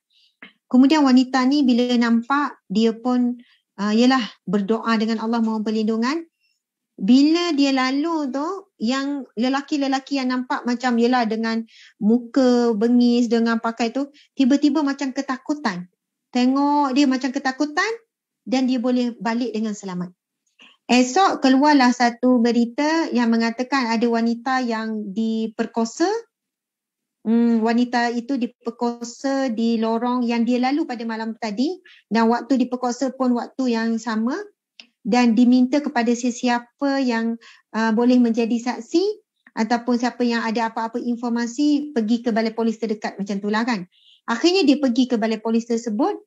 Lepas tu dia ceritalah dia pun lalu, dan selang berapa masa saja dia kata selepas dia lalu, wanita yang diperkosa tu, maksudnya yang diperkosa tu hanya selang berapa masa, tak lama dengan dia. Dan mungkin dia boleh membantu siasatan. Lalu bila tangkap, dia pun dihadapkan dengan beberapa orang yang dah ditangkap. Lalu dia perlu membuat penyaksian. Lepas tu dia pun nampak lah mana-mana muka yang dia nampak malam tadi. Ada beberapa orang lelaki yang dia nampak malam tadi. Lalu dia buat penyaksian, yang ni dia nampak kat lorong tersebut, yang ni. Kemudian setelah tu dia rasa nak pergi tanya. Kan bila dia berjumpa, dia tanya, kenapa kamu tidak melakukan apa-apa kepada saya pada malam tadi, sedangkan saya seorang diri. Mereka tu, yang lelaki yang melakukan jenayah tu berkata, sesungguhnya kami bukan lihat kamu seorang. Bahkan bersama dengan kamu ada dua lelaki yang sangat tegap. Masa cakap tu, dia ni longgar lutut dia. Sedangkan di jalan seorang. Dan Allahu Akbar, mudah-mudahan kerana dia seorang wanita yang menjaga hijabnya di negara yang bukan Islam. Masya Allah, mungkin ketika itu Allah mengutuskan malaikat untuk menyerupai lelaki tapi tak boleh nampak. Tapi lelaki yang berjaya tu nampak. Akhirnya mereka tu patutlah kelihatan ketakutan. Kerana bersama dengan wanita itu, ibarat ada dua orang penjaga yang berbadan tegap lelaki. Sedangkan wanita itu kata, aku hanya berjalan seorang diri. Masya Allah, itu satu cerita yang ringkas.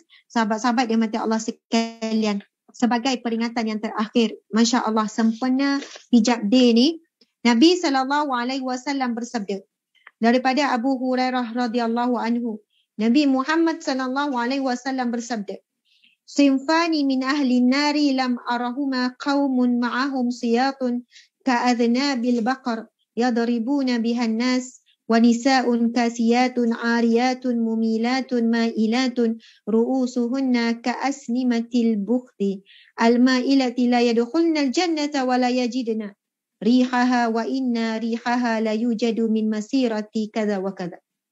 Ini satu peringatan yang sangat tegas untuk kita para wanita sekalian.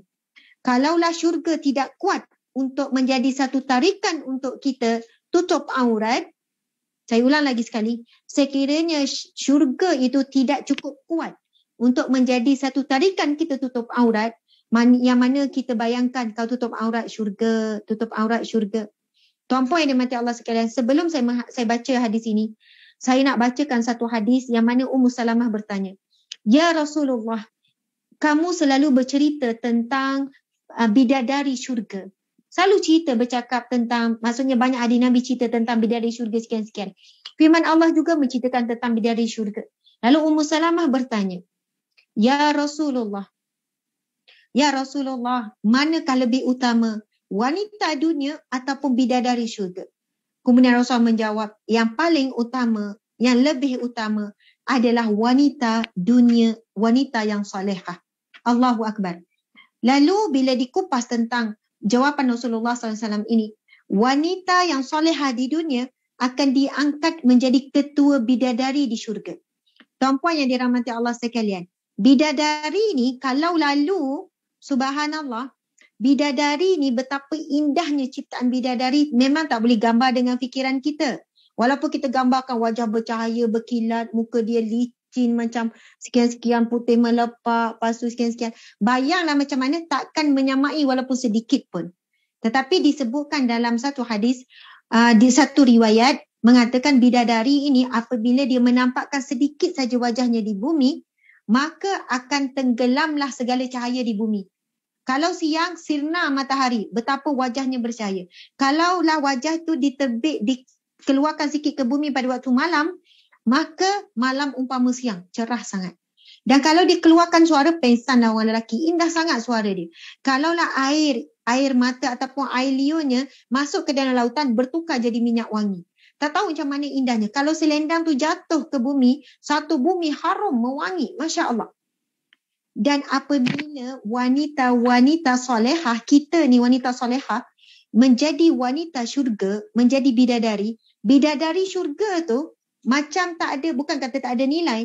Bila wanita solehah jadi ketua bidadari di syurga, kita besok insya-Allah mudah-mudahan bidadari di syurga, kita ni wanita solehah, bila melintaslah wanita solehah yang diangkat menjadi bidadari, maka kecantikan bidadari syurga tersirna. Maksudnya terhalang. Dah tak nampak cantik dah. Nak kata betapa berganda lagi kecantikan wanita solehah dunia.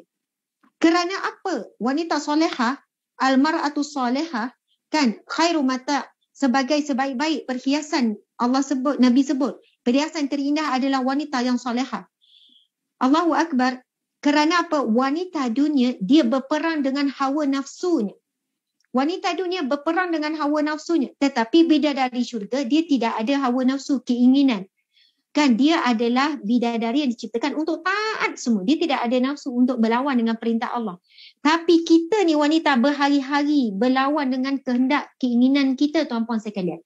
Keluarlah tudung ni, keluarlah pula baju ni, keluarlah pula alat makeup ni, keluarlah sekian-sekian, keluarlah pula lawalah pula naklah gini lagi ni gini. Fashion macam-macam. Setiap hari kita berlawan dengan hawa nafsu kita. Kita rasa pakaian kita tak up to date. Kita rasa sekian, orang pelik macam bagus, bajet bagus, macam-macam. Subhanallah. Tetapi kalaulah kita nak kuatkan, ingatlah kita sebab hidup sekejap yang selamanya kita nak jadi bidadari di syurga. Namun sekiranya tak kuatlah tuan-puan sekalian.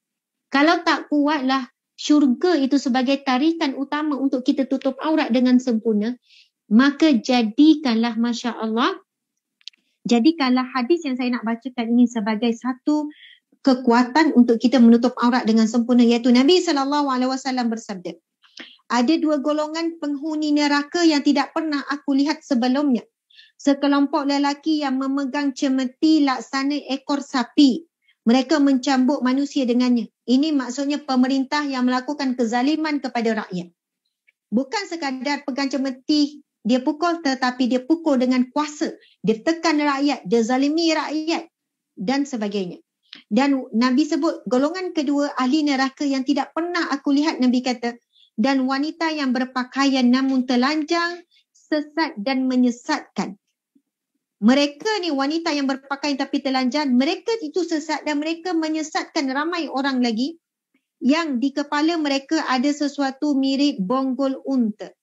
Mereka wanita-wanita seperti ini tidak akan masuk syurga. Nabi kata tidak akan masuk syurga dan tidak akan mencium baunya, sedangkan bau syurga itu tercium dari jarak yang jauh. Subhanallah. Syirah minum air.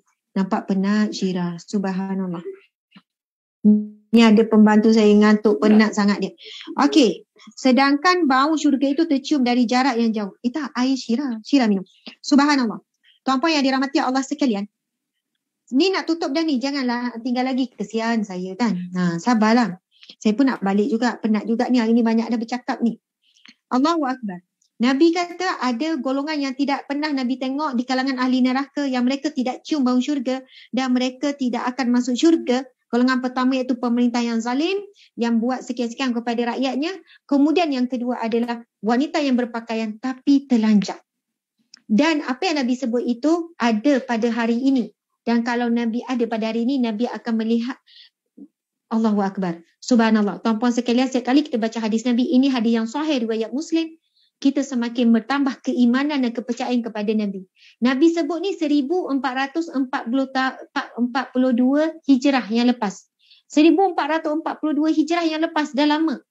Dan bila kita baca hadis ni, hari ini dan kita menyaksikan memang betul manusia wanita berpakaian tapi telanjang. Maksudnya nampak semua.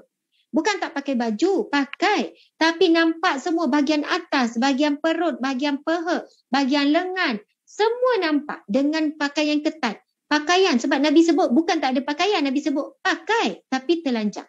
Maksudnya boleh nampak semua. Bentuk-bentuk, lekuk-lekuk badannya.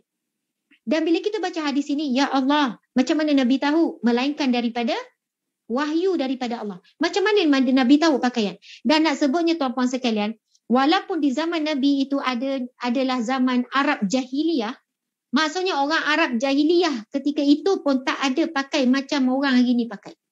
Sebab Nabi sebut, dua golongan pun lelaki yang tidak pernah kulihat sebelum ni. Tak ada, aku tidak pernah lihat sebelum ini. Masya Allah. Jadi maksudnya pada zaman Rasulullah tu, kan walaupun situasinya ramai orang musyrik, ramai orang Arab Jahiliyah, pun tak pakai seperti pakaian wanita hari ini yang Nabi beri peringatan yang sangat keras. Pakaian yang seperti ini, wanita seperti ini tidak masuk syurga dan tidak mencium bau syurga. Apatah lagi nak masuk syurga, nak cium bau syurga pun tak boleh. Di dalam hadis Nabi yang lain, sahabat-sahabat sekalian, Nabi sebut syurga boleh tercium dengan 500 tahun perjalanan. 500 tahun perjalanan, tuan-puan. Kalau kita berjalan keliling dunia ni, mungkinlah makan masa 1 tahun kot. Tapi kalau 500 tahun perjalanan, tak tahu berapa jarak. Nak kata betapa wanginya syurga Allah Subhanahu Wa Taala. Kalau jarak tu 500 tahun perjalanan pun boleh dah tercium. Dan orang wanita yang seumpama ini nak cium bau syurga pun tak boleh, apatah lagi nak masuk syurga.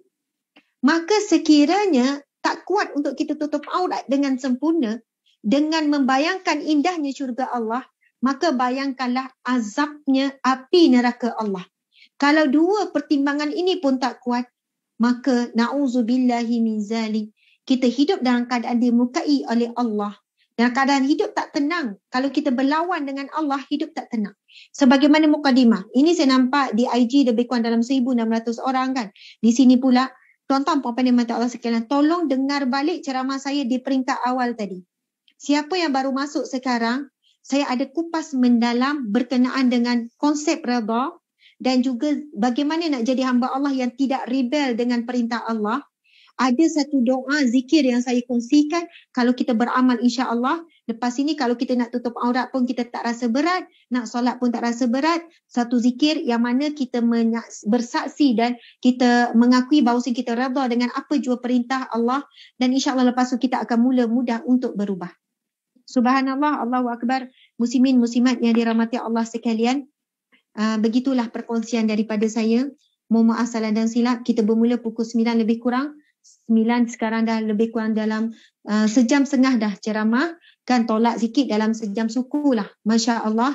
Mudah-mudahan mendapat sedikit sebanyak manfaat, kekuatan, semangat untuk menutup aurat dengan sempurna. Masya Allah. Wanita-wanita sekalian, kita adalah ciptaan Allah yang terindah. Ini disebut dalam hadis Nabi. Nabi sebut, Ad-dunya mata', dunia ini indah. Wa khairu mata'iha, dan sebaik-baik perhiasan yang terindah al-mar'atu salihah, iaitu wanita yang salihah. Dan bagaimana nak jadi wanita yang salihah? Walaupun mungkin kita rasa susah, tetapi bermula dengan tangga ataupun langkah-langkah yang pertama. Subhanallah, Allahu Akbar. Tak perlu pakai tudung bulat macam saya. Pakailah tudung Ustazah Nilofa pun boleh kan? Pagi Ustazah Nilofa kan? Pakai tudung Ustazah Nilofa pun menutup aurat dengan sempurna. Mana-manalah orang yang jual tudung, yang penting tuan-puan sekalian, tudung itu menutupi bahagian dada kita. Bukan sekadar labuh tetapi tidak melekat. Sebab ada juga tudung likra, lembek. Bila pakai melekat walaupun labuh elok nampak tu. Lepas tu kalau boleh tuan-puan, labuh juga di sebelah tepi.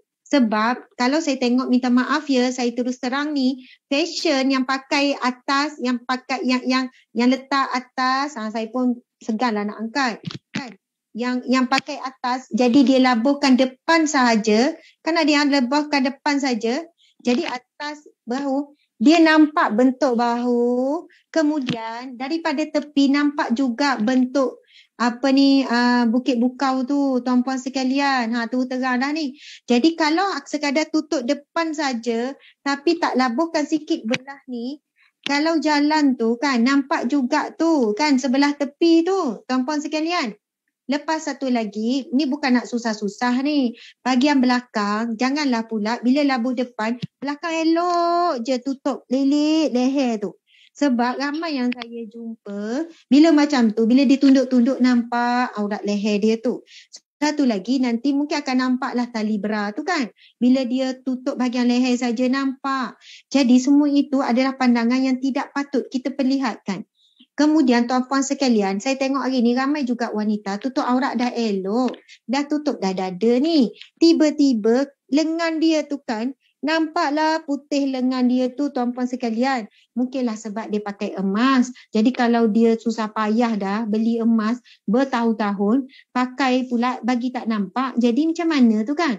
Jadi dia pun pakai. Jadi sikit-sikit, bila nak bincang, nak itu je, macam tu. Ini bukanlah Ustazah sangka buruk ke apa ya. Tapi ingat, lengan ni adalah aurat tuan-puan sekalian. Aurat. Jadi ada pula yang pakai macam ni. Dia pakai baju t-shirt, lepas tu dia pakai, kita sebut, saya panggil stongang. Ni saya panggil stongang. Stongang, stoken tangan. Stongang, stoken kaki, stoki. Stoken kaki, stoki. Stongang, stoken tangan. Istilah tu mudah je. Jadi kadang saya panggil, saya cakap dengan anak-anak saya, Umi nak stongang. Dia dah faham, stoken tangan. Okey. Jadi ni kan subhanallah, ada pakai t-shirt, lepas tu dia pakai stongang yang warna coklat. Sama warna kulit. Daripada jauh nampak macam kulit. Jadi elakkanlah teman sekalian. Okey. Elakkanlah sahabat-sahabat sekalian. Elakkan macam tu. Sebab macam tak tutup aurat. Jadi janganlah pakai skin color. Pakailah warna yang beza sikit. Masya Allah, Allahu Akbar. Tuan-puan yang dimati Allah sekalian, saya sukalah sebut macam ni. Wanita yang soleh itu wanita yang indah. Bukan wanita yang cantik. Semua orang mungkinlah Allah ciptakan berbeza, betul kan? Tapi wanita yang indah adalah wanita yang solehah. Dia indah pada pandangan Allah, dia indah pada pandangan malaikat, dia indah pada pandangan orang-orang yang soleh. Dan saya nak sebut macam ni. Siapa yang buat alasan, Ustazah zaman sekarang ni kan, tutup aurat macam mana pun, ada wanita pakai tudung kena rogol juga. Jadi apa fungsi tudung? Subhanallah, Allahu Akbar, janganlah berhujah macam tu. Ustazah, saya pakai macam ni, contohlah dia pakai seksi, lepas orang lelaki tengok, piwit, kan? Dia marah pula. Apa tengok-tengok? Dia tanya macam tu lah kan. Apa tengok-tengok? Habis tu kamu pakai untuk apa? Bukan untuk ditengok ke pakai seksi tu? Na'udzubillahi min zalik. Sebenarnya dia yang memakai pakaian yang menyebabkan orang tu nak tengok. Tapi sekiranya kita dah pakai elok tapi tetap ditengok, maka kita tak berdosa, tuan-puan sekalian. Kita dah pakai elok tapi tetap piwit juga. Piwit. Nah memang dia jenis piwit. Pempiwit. Kita panggil. Pempiwit. Jadi tak kira. Asalkan dia nampak perempuan piwit je dia. Jadi kalau yang macam ni tuan-puan sekalian, kita dah tutup aurat elok, kita dah pakai sekian, dia masih kacau, kita dah tak berdosa tuan-puan sekalian. Kita tak berdosa. Lelaki tu yang berdosa. Tapi kalau sekiranya sebabkan pakaian kita lah lelaki tu dia memiwit, maka kita pun berdosa. Jangan nak sebut, janganlah nak tengok orang apa ni, kacau orang ni. Masya Allah. Gangguan seksual terhadap wanita bila lelaki sentuh ke kacau. Gangguan seksual wanita pada lelaki adalah daya tarikan yang dia persembahkan. Dan ingatlah satu hadis Nabi SAW. Nabi menyebutkan hadis riwayat Tirmizi, hadis yang sahih. Al-mar'atu aurah. Wanita itu aurat. Aurat tu maksudnya dia menarik perhatian, dia tu ada aib dia. Faiza kharajat rafaha syaitan. Apabila wanita itu dia keluar, maka syaitan akan memperindahkan mata lelaki yang memandangnya. Masya Allah, subhanallah. Sebenarnya kan kalau kita pakai menutup aurat yang sempurna, Allah juga akan membuatkan lelaki nak tengok pun dia segan.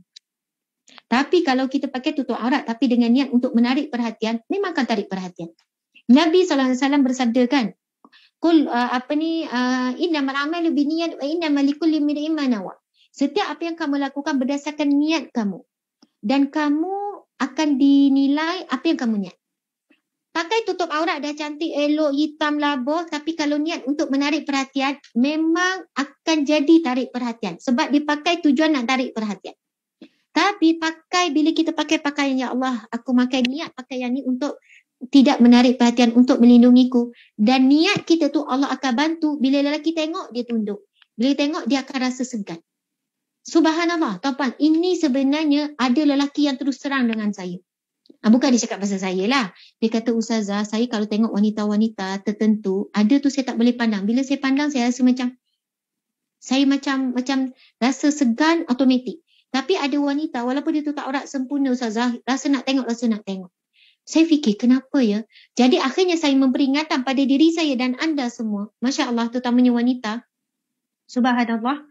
Pada wanita sekalian, niat ketika kita memakai, dan niat ini tidak menghalalkan cara. Ustazah, saya pakai pakaian ini, niat tidak dipandang, tapi dipandang. Kamu pakai macam mana? Pakai ketat. Memang taklah. Bila niat, kena susuli dengan tindakan. Pakaian, bila kita pakai niat untuk tidak dipandang, untuk tidak mendapatkan, insya-Allah Allah akan menghalang pandangan-pandangan yang haram. Tapi kalau pakailah tutup aurat, tapi dengan niat tetap menarik, pakai yang gini-gini untuk mendapatkan, memang akan jadi menarik perhatian. Sebab Nabi dah sebut, kamu sebagaimana yang kamu niat. Apa yang kamu buat, kamu akan dapat. Apa yang kamu niat dalam hati, apa kamu akan dapat. Subhanallah. Di mana orang yang solat, kan, tapi niat untuk menunjuk, dia tak akan dapat pahala sedikit pun daripada solat, dia akan dapat dosa riak. Walaupun solat sampai sudah, kan. Tapi niatnya untuk menunjuk, Masya Allah, tak dapat apa bahagian pahala, bahkan dapat dosa riak, dia melakukan sesuatu untuk mendapat pujian manusia. Itu adalah syirik khafi. Bahkan apatah lagi dalam bab berpakaian sangatlah menguji. Sebab itu Allah SWT bersebut, sebaik-baik pakaian adalah pakaian takwa yang bila kamu pakai boleh meningkatkan darjat ketakwaan kamu. Masya Allah. Jadi minta maaflah, dah terlebih sangat, hampir pukul 11 Ustazah duk ceramah lagi. Macam mana anak-anak suami tu kan. Jadi saya nak tunjuk sepintas lalu. Sekejap. 1 minit. Sepintas lagi.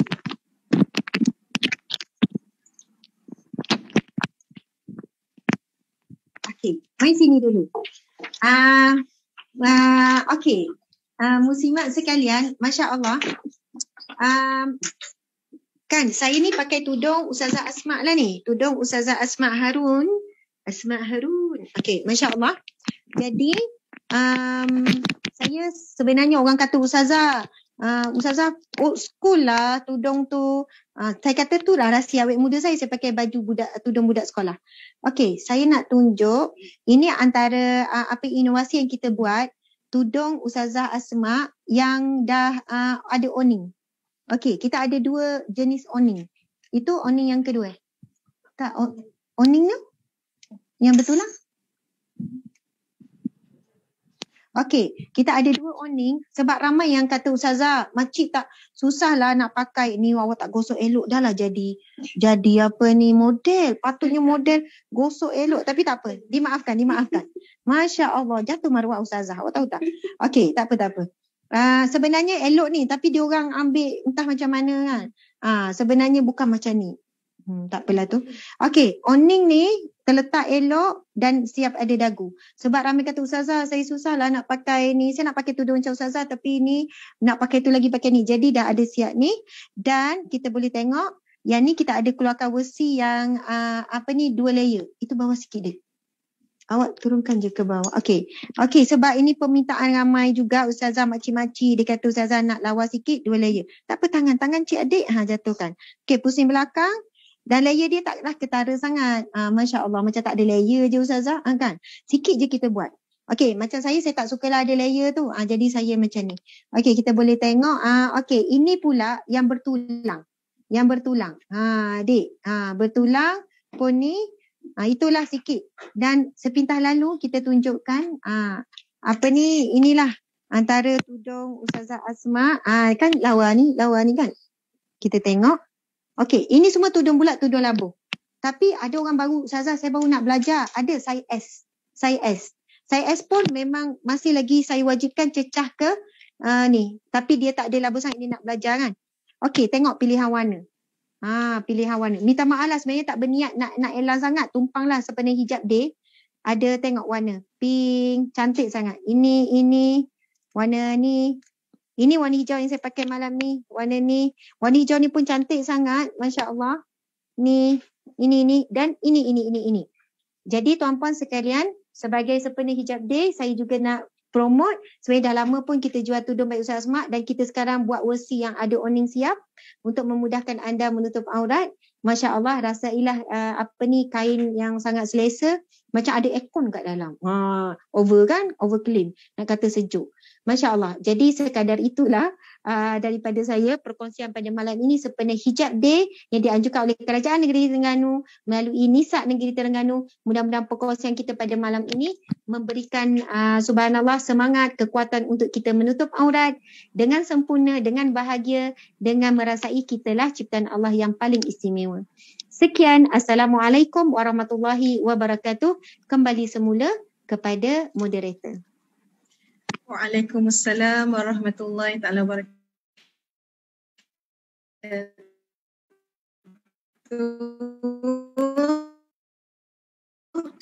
Banyaklah, sangat banyak. First kali saya teruja bila Ustazah cerita tentang konsep redha. Bila dengar tu rasa macam tersentak juga kan. Rasa telinga ni yang mendengar lebih dekat lah konsep redha. Dan Ustazah kongsikan kita doa. Raditu billahi rabba wa bil islami dina wa bi sayyidina Muhammad nabiyya wa rasulah sallallahu alaihi wasallam nabiyya wa rasulah. Dan Subhanallah. Dan Ustazah cerita tentang hijab dan pengalaman berhijab di negara luar. Rasa macam itulah kita kata bagaimana kita nak lebih dekat dengan mad'un kita kan Ustazah. InsyaAllah. Terima kasih Ustazah. Jadi InsyaAllah mudah-mudahan apa yang Ustazah sampaikan malam ni kita dapat amalkan, kita dapat kena buat, nak ambil gambar. Sebab ni IG nak tutup, diorang IG tadi ada dalam 1,500 juga, 1,600, 1,700. Alhamdulillah. Ya, Alhamdulillah, terima kasih Ustazah. Okay, jadi sangat-sangat berterima kasihlah sebab Ustazah selit masa juga untuk bersama-sama kita malam ni, berikan kita ruang walaupun dengan penuh aktiviti dah dari pagi kan Ustazah. Dari pagi dah, Alhamdulillah. Jadi salam pada YB Zuraida. Salam YB kita. InsyaAllah. YB kita ada kan? Ada. Ke negara dah. YB kita lagi penat dia. Ya Allah, wanita besi. InsyaAllah. Jadi terima kasih sekali lagi kepada Ustazah dan saya mewakililah daripada pihak penganjur. Mohon maaf jika ada khilaf, ada silap dan salah. Tak ada kepada Ustazah. Terima kasih sekali lagi. Dan sebelum saya meneruskan majlis, adalah baik untuk beri ruang lah untuk Ustazah berehat dan mengundur diri. Okay Ustazah. Jadi sekali lagi terima kasih daripada pihak kami. InsyaAllah mudah-mudahan ada ruang lagi untuk kita bertemu lagi Ustazah insyaAllah. Amin ya Rabbal Alamin. InsyaAllah. Okay, terima kasih Ustazah. Assalamualaikum warahmatullahi wabarakatuh. Waalaikumsalam warahmatullahi. InsyaAllah. InsyaAllah sebentar lagi kita akan meneruskan lagi majlis kita pada malam ni. Jadi maka sekarang tibalah saat yang ditunggu-tunggu. Sebentar lagi kita akan mendengar kalam akhir daripada Yang Berhormat Hajiah Zuraidah binti Mak Nur dan seterusnya mengumumkan pemenang bagi pertandingan video dan wifi bagi Terengganu Hijab Day 2021. Tanpa membuang masa, majlis dengan segala hormatnya mempersilakan. Okay, Assalamualaikum warahmatullahi wabarakatuh. Kita kembali semula kemuncak program pada malam ni. Saya tidak berhasrat untuk bercakap panjang. Cuma saya ingin umumkan beberapa nama yang terpilih. Alhamdulillah, penyertaan sangat menggalakkan. Terima kasih kepada semua penonton daripada semua yang menyertai pertandingan wifi dan juga video kreatif sempena Terengganu Hijab Day Sempurnakan Auratmu, anjuran Kerajaan Terengganu bersama dengan Nisa, Hanis dan Setia Negeri Terengganu. Alhamdulillah. Okey, pertama Kak Dan nak umumkan pertandingan wifi. Okey, bersama dengan Kak Dan ni adalah handset Kak Dan ni 3 nama pemenang. Okey, yang tempat ketiga jatuh kepada, okey, Kak Dan baca dulu kod dia ataupun kata-kata indah daripada pemenang nombor 3, tempat ketiga pertandingan wifi ini, maka semakin ketat penjagaannya dan tidak ada yang boleh memilikinya kecuali yang layak dan tahu menjaganya. Sempurnakan auratmu. Tahniah kepada Aisyah Humairah binti Muhammad Luqman daripada Kapal Laut Cendering, Kuala Terengganu. InsyaAllah pihak Urustia akan menelefon dan juga akan uruskan urusan hadiah. InsyaAllah. Tahniah kepada Aisyah Humairah binti Muhammad, pemenang nombor 3, tempat ketiga. Lepas ni, segala video ataupun gambar kami akan siarkan dalam page Terengganu Hijab Days. Jadi sama-sama kita follow, sama-sama kita share, sama kita like Terengganu Hijab Day ya. Page itu tempat yang ketiga. Bersama Kak Dan juga ada pemenang tempat kedua. Dengan panjang kod dia. Kak Dan baca. Wanita yang teraurat belum tentu syurga buatnya, tetapi sekurangnya dia berusaha menjadi ahli syurga. Antara makanan yang tertutup rapi dengan makanan yang terdedah, manakah pilihan kita? Begitulah juga dengan aurat. Aurat tutuplah dari pandangan orang kerana aurat itu sangat berharga. Terima kasih di atas peringatan daripada pemenang kedua iaitu Nurkhairyah Khairuddin. Nurkhairyah Khairuddin daripada Surau Haji Yaakob, Bukit Payung. Ni orang Marang ni. Tadi orang mana tadi? Tadi orang Kapal Laut Cendering dan ini juga orang Marang. Tahniah kepada pemenang kedua. InsyaAllah Urustia kami akan menelefon dan akan uruskan urusan hadiah. Seterusnya, Kak Dan umumkan pemenang yang Johan ataupun tempat pertama pertandingan wifi Sempurnakan Auratmu sempena Terengganu Hijab Day pada tahun 2021 jatuh kepada, dia ni nama yang Kak Dan rasa familiar. Dia ada antara tiga nama. Kak Dan baca dulu kod dia. Hijab itu payung perisai muslimat, tempat berteduh dari panasnya api neraka. Mungkin pemenang dah agak dah. Ni kata-kata saya ni. Jatuh kepada Mardiah Nordin. Mardiah Nordin ni ibu bersama 2 anak daranya, Hawa Hafiqah dan Haja Farihah daripada Teluk Kalung Kemaman. Tahniah kepada Mardiah Nordin di atas dinobatkan sebagai pemenang wifi sempurna Terengganu Hijab Day 2021. Tahniah sekali lagi pada Mardiah daripada Teluk Kalung Kemaman.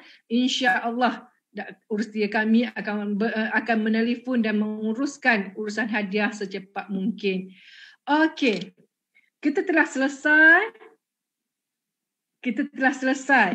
Okey, kita ramai PM keadaan, mana gambar dia, mana gambar pemenang. InsyaAllah kita akan siarkan gambar-gambar dan maklumat ataupun nama-nama pemenang dalam page Terengganu Hijab Day sebentar lagi. Okey, jadi sama-sama kita tunggu, sama-sama kita follow dan sama-sama kita like page Terengganu Hijab Day. Okey, sekarang Kak Dan nak umumkan keputusan video kreatif. Kak Dan sendiri pun baru je dapat beberapa minit. Memang sangat rasa ni juri yang profesional, juri yang orang kata yang sangat layak. Dan kita sebenarnya nak terima banyak penyertaan. Okey, Kak Dan memandangkan banyak penyertaan, jadi kami nobatkan 5 orang. Malam ni kami umum 5 orang. Kak Dari macam nak lock barang je. Macam nak jual barang je. Okey. Tempat kelima jatuh kepada Fatinah Syafiqah binti Zakaria daripada Kampung Serto Patah, Marang. Serto Patah ni kampung Kak Maizan kita. Okey. Tempat kelima Fatinah Syafiqah binti Zakaria. Okay, nanti nama video kami akan siarkan dalam page kami Terengganu Hijab Day. Okey, tempat keempat jatuh kepada Wanda kata bukan lock barang Kak Da, macam big barang je. Ya, memang Kak Da terpengaruh ya, minta maaf terpengaruh. Okey, tempat keempat jatuh kepada Fatimah Khariah binti Muhammad Hanafi daripada Kampung Kepong, Kuala Terengganu. Oh, dekat sangat dengan kampung Kak Da, kampung sebelah je.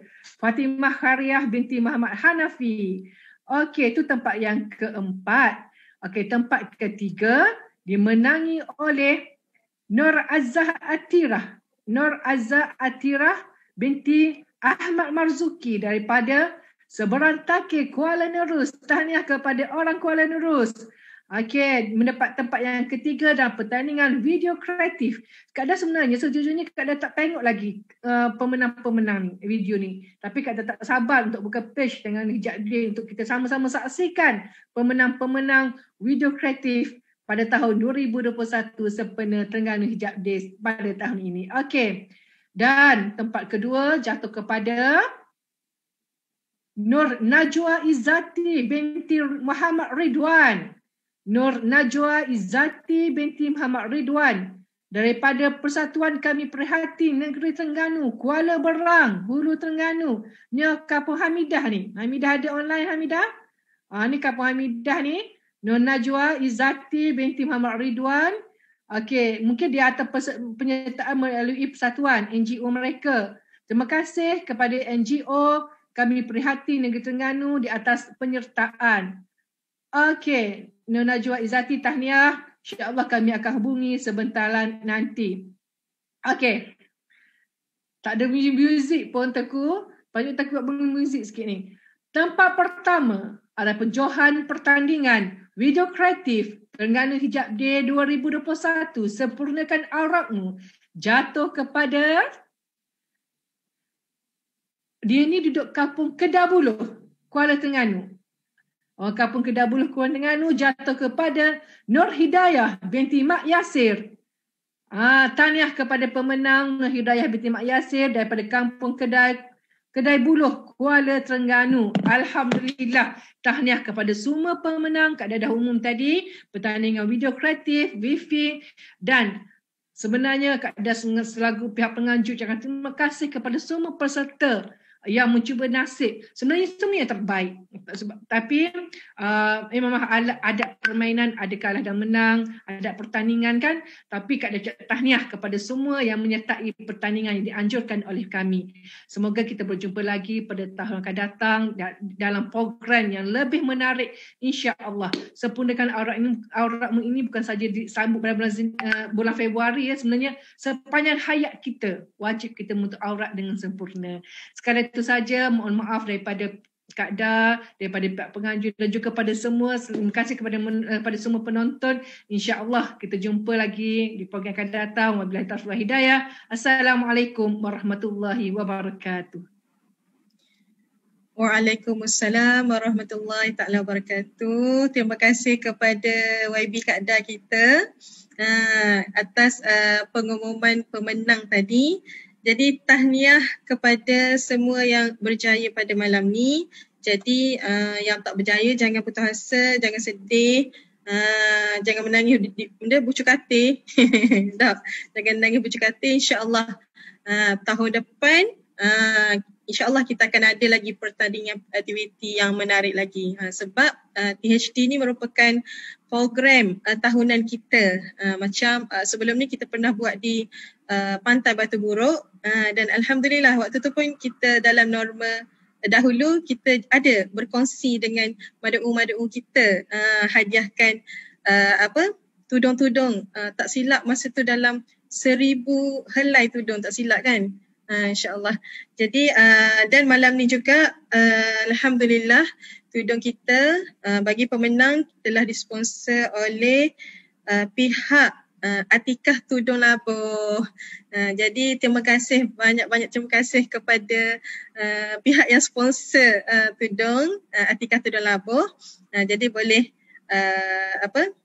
boleh share lah, boleh share lagi. InsyaAllah tahun depan boleh lagi lah. InsyaAllah Jadi maka selesailah bicara bersama dengan Ustazah sebentar lagi dan sebentar tadi dan pengumuman pemenang. Maka selesailah program kita pada malam ini. Terima kasih kepada semua yang sudi menyertai dan menghadiri program bicara bersama Ustazah Asma Harun yang bertajuk Berbahagialah Wanita Kerana Hijabmu dan peresmian penutup Terengganu Hijab Day 2021 oleh Yang Berhormat Hajah Zuraidah binti Mat Nur serta pengumuman pemenang pertandingan video pendek dan wifi. InsyaAllah mudah-mudahan kita berpeluang lagi untuk meneruskan program Terengganu Hijab Day pada tahun hadapan.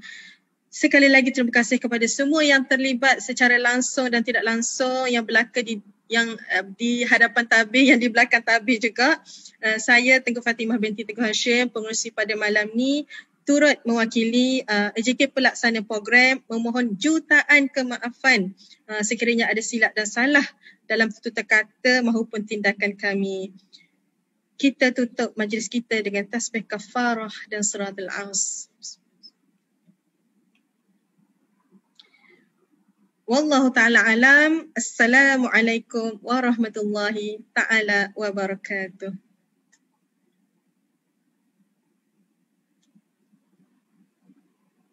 InsyaAllah saya sokong Terengganu Hijab Days.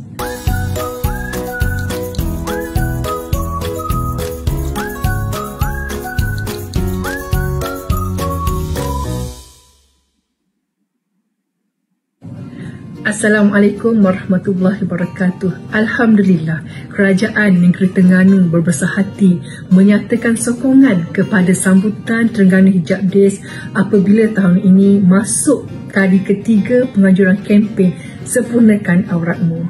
Terengganu Hijab Day merupakan satu program di bawah Adun Wanita dengan dukungan kuat daripada NGO wanita iaitu daripada Nisa Negeri Terengganu dan juga Hanis Terengganu.